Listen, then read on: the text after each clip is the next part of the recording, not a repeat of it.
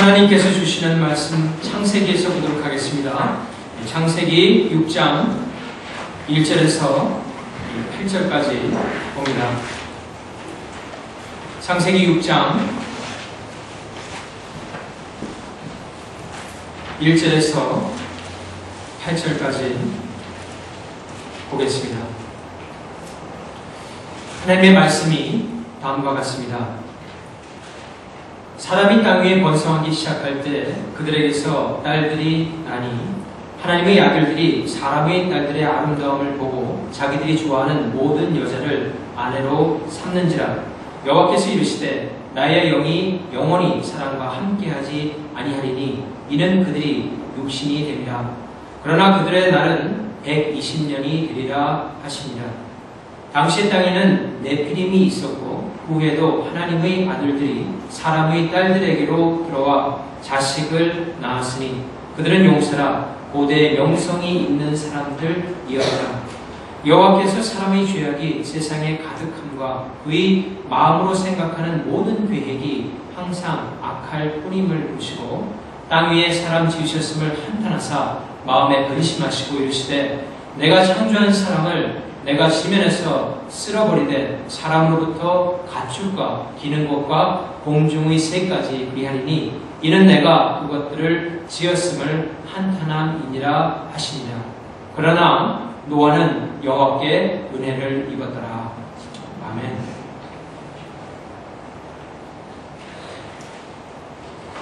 요즘에 한국에서 인문학이나 역사학에 관한 그런 관심도가 상당히 높아지고 있습니다. 대기업 취업하는데도 그것이 필요하다는 그런 기사들을 제가 좀 보았습니다.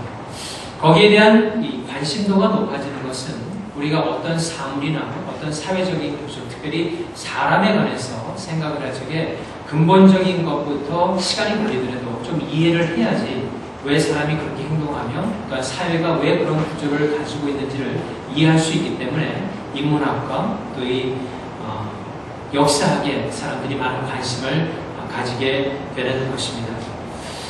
이 창세기는 이 모든 것들의 시작을 담고 있는 그런 역사서입니다. 인류의 역사에 있어서 아주 중요한 사건들을 창세기는 다 담고 있습니다. 최초의 사람인 아담과 이브가 어떻게 창조를 받았으며 그들의 죄로 말미암아 세상에 어떤 어려움이 닥치게 되고 그 죄의 결과로 가인이 형제 아이를 살인하는 그런 사건을 저지르게 되는 등 여러 가지 인간사에 있어서 중요한 사실들을 창세기는 기록하고 있습니다. 그 가운데서도 우리가 주목해서 볼 수 있는 것은 이 하나님의 은혜가 면면이 흘렀기 때문에 모든 인류에게 항상 소망이 있었고 그 소망으로 인해서 살아갈 수 있었던 능력을 부여받았던 것이 바로 창세기에서 우리에게 전해주고 있는 아주 중요한 메시지입니다. 그런 사건들을 보면서 우리도 이 세상을 살아갈 적에 하나님께서 그와 같은 똑같은 역사를 일으키고 계심을 믿고 그분을 소망을 삼고 살아갈 적에 우리의 삶 가운데 참 기쁨을 얻을 수 있다는 것입니다. 성도 여러분, 우리가 이 믿음의 눈을 갖게 되면 이 믿음의 눈만을 가지게 되면 우리가 어떤 상황에 처해 있든지 간에 항상 기쁨을 가지고 소망을 가지고 살아갈 수 있는 삶을 살아나갈 수 있습니다. 오늘 말씀을 통해서 하나님께서 우리가 가진 그 믿음에 더욱더 은혜를 부어주시려고 여러분들을 모신 것입니다. 그 하나님께서 모신 목적이 우리가 합하여서 이 하나님의 말씀을 경청할 적에 주님께서 보시는 놀라운 은총을 여러분 다 받게 되기를 먼저 주님의 이름으로 축원합니다. 창세기 6장에서 9장까지를 보게 되면은 이 노아의 홍수 사건을 다루고 있습니다. 이 4장에 걸쳐서 노아의 홍수 사건을 다루고 있다는 것은 그만큼 창세기에서 가장 중요한 사건 중에 하나라고 볼 수 있다라는 것입니다. 그런데 그 큰 사건의 시작을 오늘 6장 1절 말씀에서 다음과 같은 증거를 하고 있습니다. 창세기 6장 1절에 보면 이렇게 되어 있어요. 사람이 땅 위에 번성하기 시작할 때 그들에게서 딸들이 나니라고 시작을 하고 있습니다. 이 짧은 말씀이긴 하지만은 이 말씀이 가리키는 것은 왜 노아의 홍수가 일어나게 되었는가의 근본적인 이유를 다루고 있다는 것입니다. 하나님께서 이 세상을 홍수로서 심판을 하셨었는데 과거에 왜 그 심판이 임했는지 이유가 바로 1절에 나와 있다는 것입니다. 그런데 우리가 그 말을 들을 적에 좀 의문을 가질 수가 있습니다. 왜냐하면 이 사람이 번성하는 것은 하나님께서 아담과 이브를 지으시고 명하신 것입니다. 그죠? 아담과 이브를 지은 다음에 뭐라고 명하셨습니까? 번성하라고 그랬죠. 생육하고 번성하여 땅에 충만하라고 그렇게 명령하였습니다. 하나님의 뜻대로 이 세상 가운데 사람들이 많이 번성하기 시작했고 생육하기 시작했는데 왜 그것이 하나님을 진노케 하고 결국에는 홍수라고 하는 심판을 이 세상에 가져왔느냐 하는 것입니다. 이유는 이것입니다. 하나님께서 원하셨던 사람들의 번성은 하나님을 섬기는 자들의 번성을 가리켰던 것입니다. 인구가 늘어나면 늘어날수록 하나님을 사랑하고 하나님을 섬기는 사람들이 더 번성해야 되는데 이 세상에는 오히려 하나님을 사랑하는 사람들보다 하나님을 사랑하지 아니하고 멀리하는 사람들이 번성하기 시작했을 적에 그것이 하나님의 심판을 이 땅 가운데 불러들였다라는 것입니다.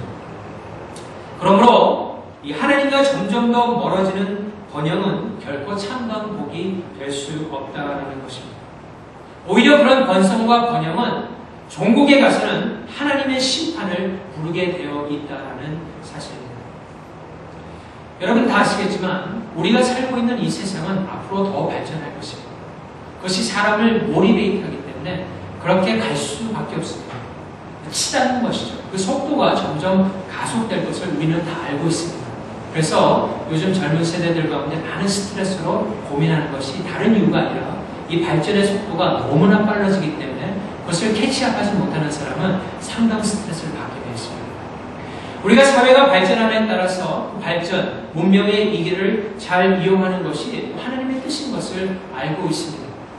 왜냐하면 가인의 후손 가운데 음악의 악기를 만들었던 사람이 있는데 그 악기가 나중에 발전하여서 다윗 때에 갔을 적에는 다윗이 그 악기를 통해서 하나님을 찬양하는 장면이 나옵니다. 다시 말해서 문명의 이기를 이용해서 하나님께 영광을 돌릴 수 있다라는 것입니다.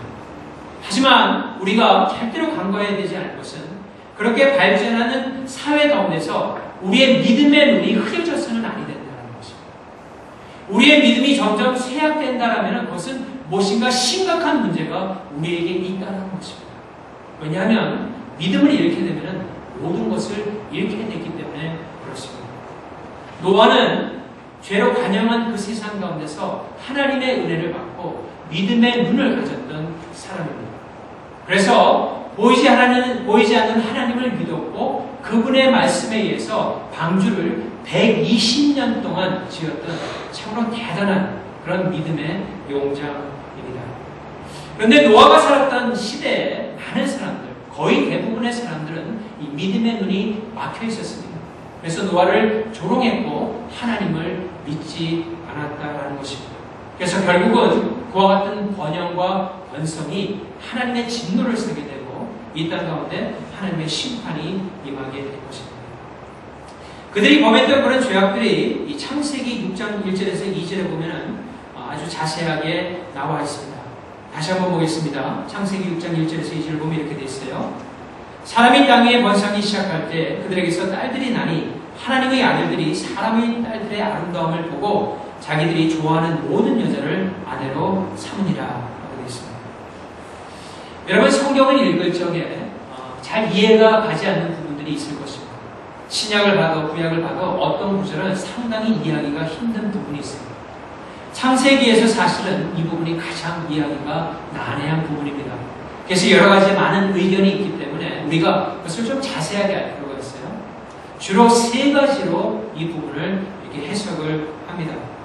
첫 번째 견해는 이 하나님의 아들들이 문제인데요. 이 사람의 딸들보다 하나님의 아들들을 어떻게 해석하느냐가 문제인데 이 하나님의 아들들을 천사들로 보는 견해가 있습니다. 왜냐하면 구약에 가게 되면은 이 하나님의 아들들이라 칭하면서 천사가 나오는 부분이 있기 때문에 그렇습니다. 욥기서 1장 6절에 보면 이렇게 되어 있어요. 하루는 하나님의 아들들이 와서 여호와 앞에 섰고 사단도 그들 가운데 온지라 이렇게 되어 있습니다. 다시 말해서 천상에서 이루어졌던 일인데 사탄과 함께 하나님의 천사들이 함께 모여 있는 것을 그 천사들을 가리켜서 하나님의 아들들이라고 일컬은 장면입니다. 그래서 하나님의 아들들을 이 천사들로 보는 그런 견해가 있는데 이것은 분명히 잘못된 것을 우리가 알 수 있죠. 그죠? 예수님께서 이 땅에 오셔서 하늘나라에서는 시집도 장가도 가지 않는다라고 그렇게 말씀하신 것을 보고 또 천사와 사람과는 결혼할 수 없는 것을 우리가 분명히 알기 때문에 여기서 하나님의 아들들은 천사를 가리키지는 않습니다. 두 번째 뷰가 있는데요. 이 두 번째 견해는 이 교회에서 가장 많이 보편적으로 이렇게 받아들이는 것입니다. 여기서의 하나님의 아들들을 셋의 자손들 가운데서 타락한 사람들로 생각을 하는 것입니다. 그러니까 어떻게 보냐면은 세상이 이렇게 쭉 진행이 되었다가 하나님을 잘 믿던 사람들이 점점 타락을 하여서 하나님을 믿지 않는 여자들과 가정을 이루게 되고 그 가정을 통하여서 거인이라든지 네피림이라든지 용장들을 출산해 내므로 말미암아 이 세상에 악이 더욱더 가중이 되고 나중에는 믿음의 자손과 믿지 않는 자손의 구분이 가지 않게 되고 결국에는 이 세상에 멸망이 왔다라고 그렇게 보는 것입니다. 하지만 이 견해도 조금 문제가 있습니다. 첫 번째는 이 사람의 딸들이라고 할 적에 오늘로 보게 되면 그 사람을 아담이라고 했는데 이것은 가인의 후손으로만 보기에는 좀 힘이 들다라는 것입니다. 하지만 그것보다 더 중요한 것은 여러분들이 창세기 4장부터 우리가 같이 왔는데 창세기 4장에 보게 되면 먼저 가인의 후손이 나오고 창세기 5장에 보게 되면 셋의 후손이 나옵니다.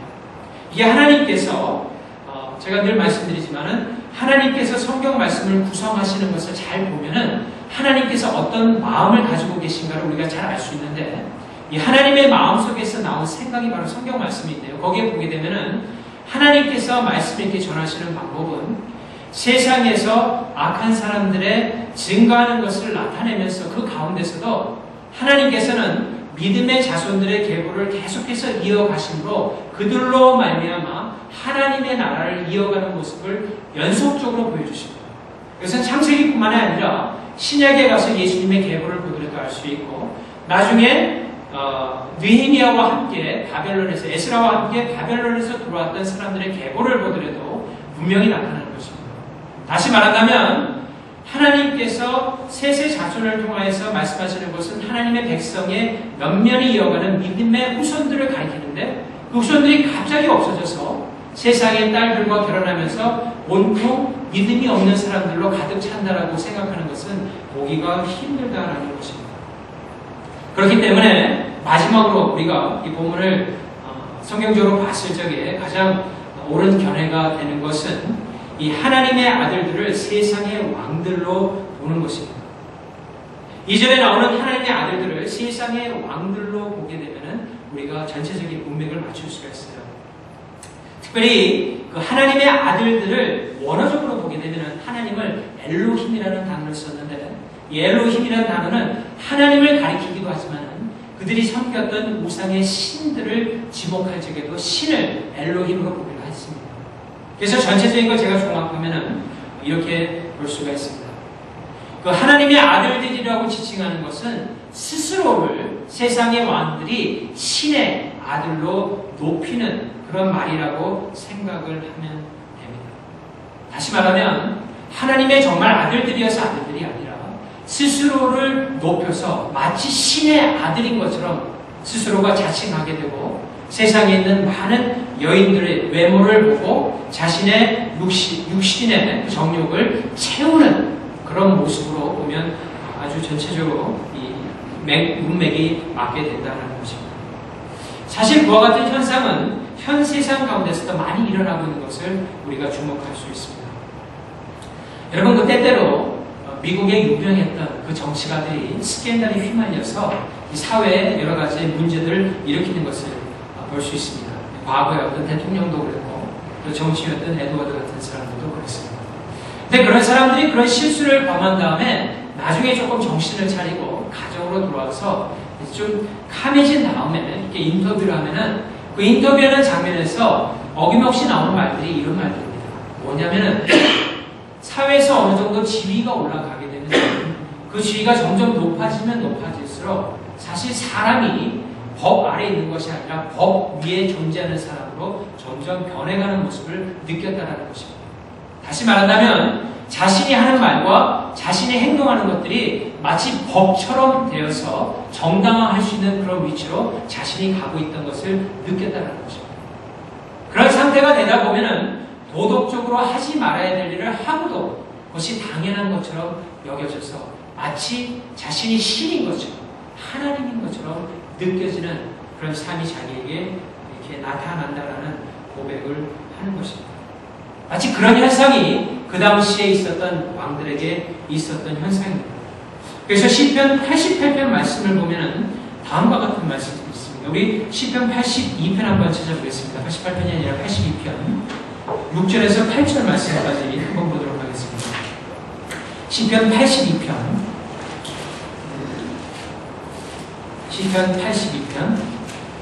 6절에서 8절 말씀 봅니다.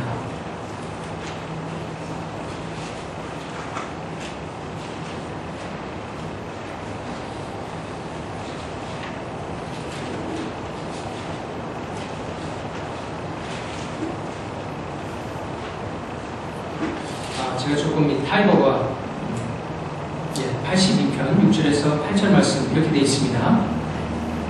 내가 말하기를 너희는 신들이며 다 지존자의 아들들이라 하였으나 그러나 너희는 사람처럼 죽으며 모간의 하나같이 넘어지리로다 되어 있습니다.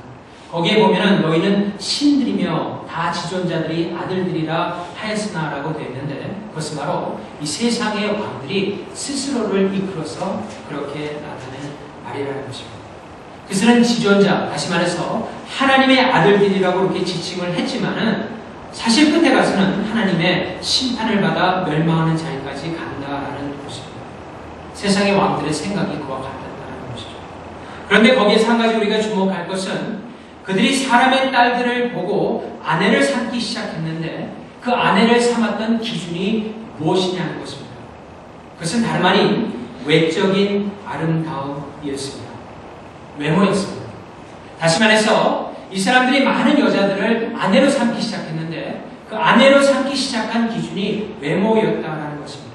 아름답기만 하면은 자신의 아내로 삼았고 자신의 육체의 정욕을 채웠다는 것이 바로 성경이 가리키고 있다는 것입니다. 여러분, 우리가 이 외모를 단정하게 하는 것은 잘못된 것이 결코 아닙니다. 성경에도 보면은 외모를 단정하게 하라고 그렇게 말하고 있기 때문에 외모를 단정하게 하는 것은 문제가 아니지만은 외모에만 치중을 쓰기 시작하고 하나님과의 영적인 교제를 잃어버린 사람은 결국에 가서는 하나님의 심판의 대상이 된다는 것입니다. 하나님의 심판을 부르게 된다는 것은 성경이 가리키고 있다는 것입니다. 여러분, 노아의 시대에 일어났던 그런 세상의 심판을 부르게 된 원인들이 사실 우리가 살고 있는 이 세상 가운데서도 많이 일어나는 것을 볼 수 있습니다. 사람들이 외모에 많은 치중을 하게 됩니다. 물론 내면 세계를 위해서 독서를 하는 사람들도 있기는 하지만 대부분의 사람들이 움직이거나 몰리는 것이 외모나 어떤 자극적인 것이나 순간적으로 얻을 수 있는 그런 것들에 이 마음이 뺏기기 때문에 많은 사람들이 그쪽으로 가고 있는 상태에서 우리가 이 세상이 이 내면적인 세계보다는 외면적인 것에 더욱더 치중하는 것을 많이 볼 수 있다는 것입니다. 다시 말해서 노아 홍수 시대 전에 일어났던 그런 심판의 위기도 이 세상 가운데 일어나는 것을 우리가 간과하지 않을 수 없다는 것입니다. 그렇다면 결론적으로 우리가 그와 같은 세상 가운데서 살면서 어떤 삶을 사는 것이 중요하냐, 이것을 한번 우리가 알아야 된다는 것이죠. 첫 번째는 예수님의 능력을 의지하는 삶을 살아야 되는 것이 참 중요합니다. 예수님의 능력을 의지하는 삶을 사는 것이 중요합니다. 우리 창세기 6장 4절 말씀을 보도록 하겠습니다. 창세기 6장 4절. 다음과 같이 되어 있어요.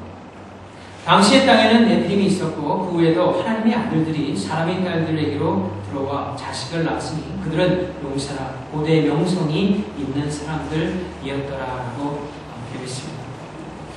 이 부분에서 보게 되면은 그 당시에 많은 사람들이 거의 결혼이 이루어지고 혼인이 이루어지게 되는데 그들이 결혼하고 했던 모든 것들은 체력적으로나 사회주의적으로 힘을 가진 용사들과 많은 결혼이 이루어졌다라는 것입니다.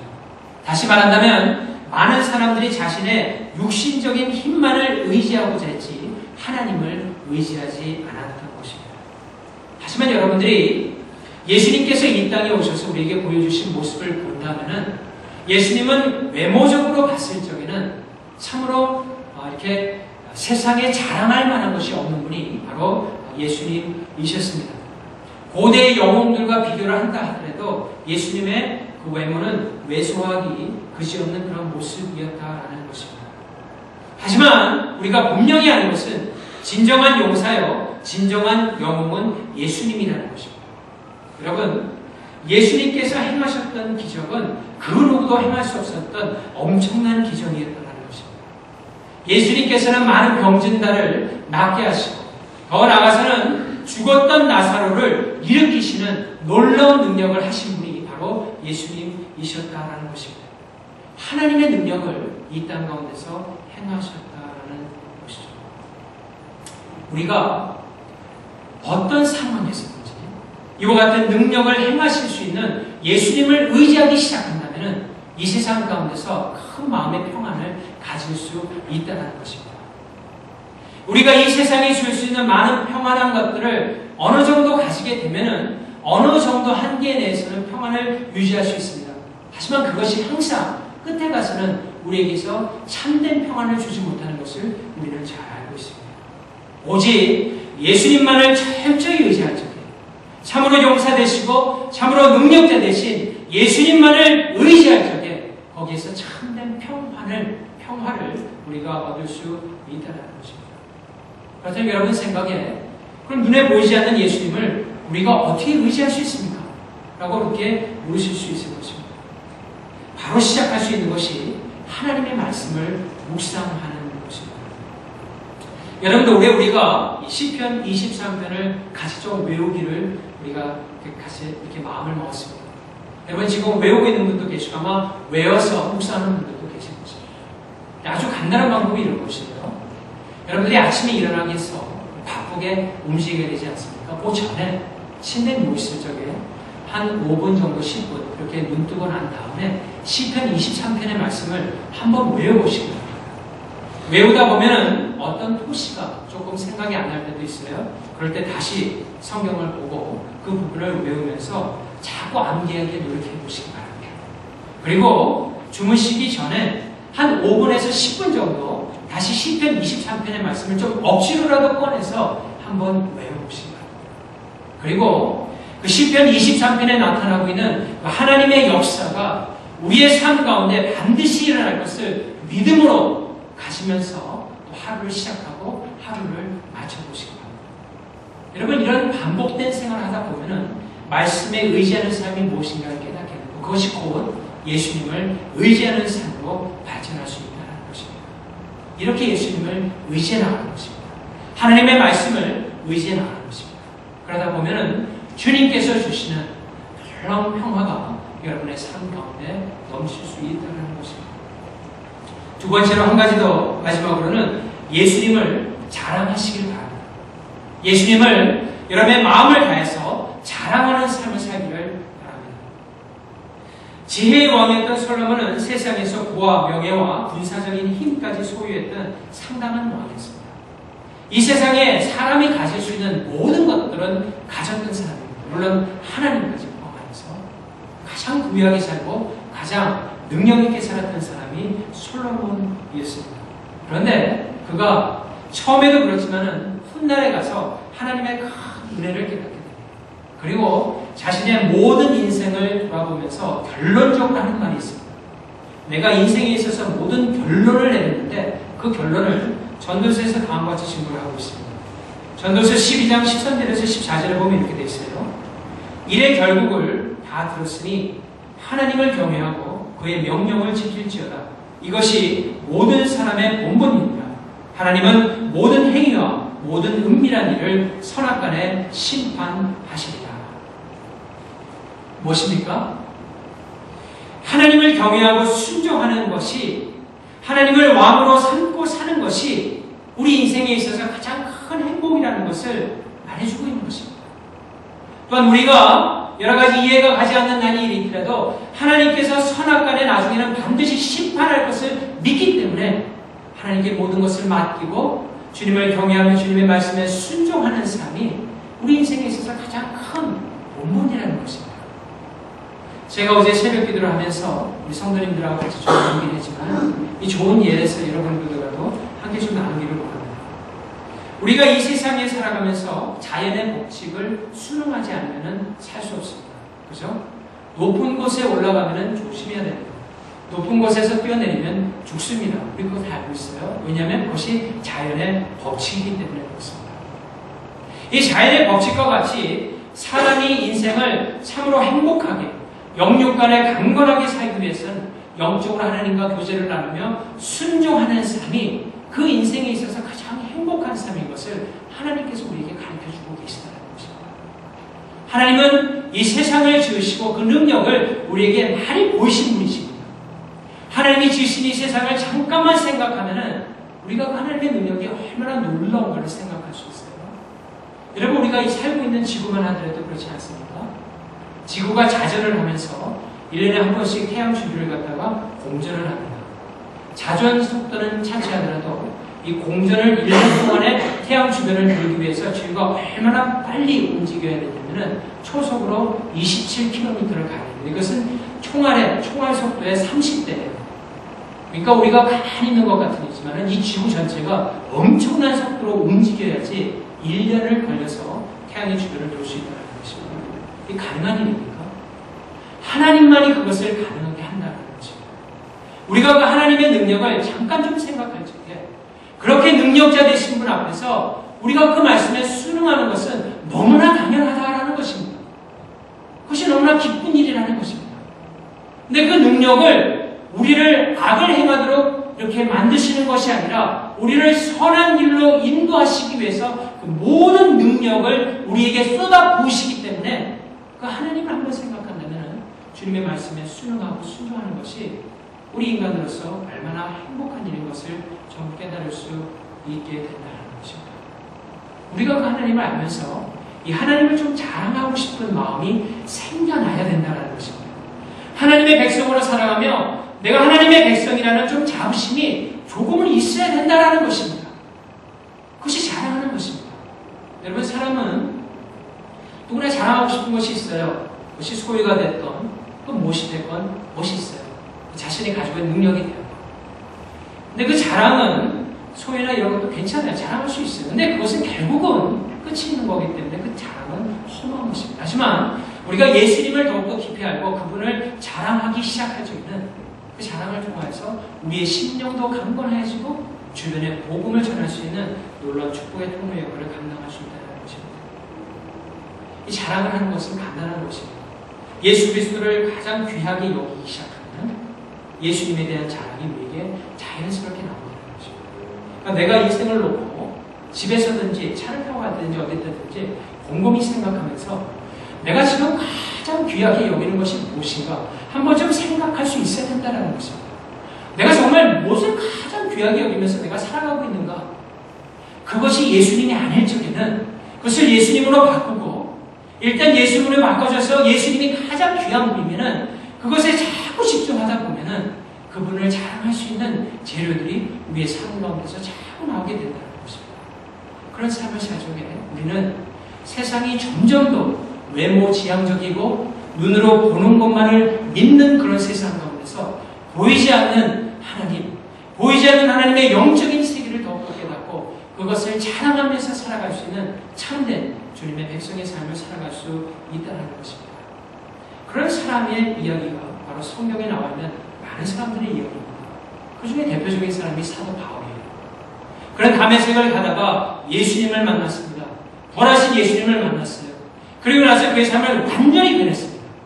그리고 그 전에 자기가 외모적으로 자랑 삼던 모든 것들을 배설물과 같이 여기고 내가 앞으로 사는 모든 인생은 내가 만난 예수님, 주님께서 주신 이 지혜의 말씀 이것만을 내가 자랑하면서 살겠노라고 결단하고 끝까지 살았던 사람입니다. 그래서 그를 통해서 많은 사람들이 예수님을 만나게 되고 오늘까지 바울의 서신서가 우리에게 큰 은혜를 끼치게 되는 것 아니겠습니까? 그래서 사도 바울은 고린도전서 1장 30절에서 37절에 다음과 같은 증거를 하고 있습니다. 너희는 하나님으로부터 나서 그리스도 예수 안에 있고 예수는 하나님으로부터 나와서 우리에게 지혜와 의로움과 거룩함과 구원함이 되셨으니 기록된 바 자랑하는 자는 주 안에서 자랑하라 함과 같게 하려 하십니다. 예수님을 믿는 사람의 결국 끝에 가서는 무엇이 됩니까? 예수님 자랑하다가 마지막 숨을 거두게 된다는 것입니다. 주님이 나를 이끌었습니다. 주님이 내 세상에 가장 중요한 보배입니다. 그렇게 마지막 말을 남기고 갈 수 있게 하나님께서 우리를 만들어 주신다는 것입니다. 우리도 사도 바울과 같이 우리에게 지혜와 의로움과 거룩함과 구원이 되시는 예수님을 자랑하며 증거하는 자들이 다 되어야 된다는 것입니다. 사랑하는 성도 여러분, 우리 주변의 환경은 변할 수 있습니다. 아주 너무나 빠르게 변하고 있습니다. 하지만 우리가 의지하고 우리가 참 사랑하는 주님은 결코 변하지 않고 그 수천 년 전이나 지금이나 같은 하나님이시기 때문에 그 하나님을 주목하면서 자꾸 묵상하면서 살다 보면 우리의 삶 가운데서 믿음의 눈이 더욱더 강건해지고 그 믿음에 의해서 이 세상을 살고자 한다면 우리의 삶 가운데 큰 평안함과 또 큰 축복된 행복한 삶을 분명히 살아갈 수 있다는 것입니다. 그래서 예수님을 자랑하는 사람으로 점점 더 변해진다라는 것입니다. 이런 죄악이 관영한 세상 가운데서도 이 하나님의 넘치는 은혜를 받고 예수님만을 자랑하는 여러분 다 되시기를 우리 주 예수 그리스도의 이름으로 축원합니다.